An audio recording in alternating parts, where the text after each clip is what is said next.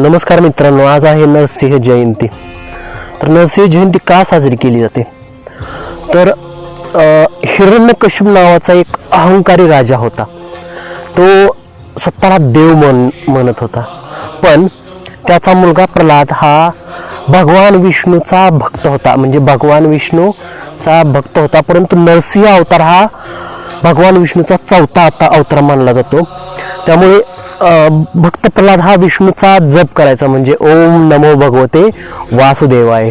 त्यावेळेस राजाने प्रल्हादाला अनेक वेळा मारण्याचा प्रयत्न केला. का तर मीच देव आहे असं तो मानत होता, पण देवाने त्याचे रक्षण केले, म्हणजे प्रल्हादचे रक्षण केले. शेवटी भगवान विष्णूंनी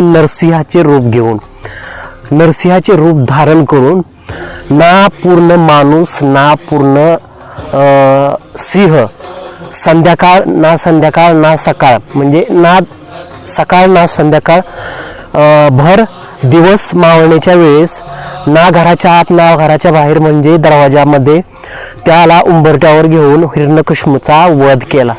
यामुळे धर्माचा विजय आणि अधर्माचा नाश हा संदेश केला जातो.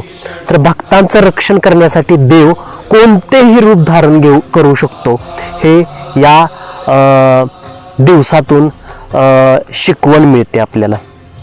तर जिथे श्रद्धा असते तिथे देव ही स्वतः प्रकट असतो.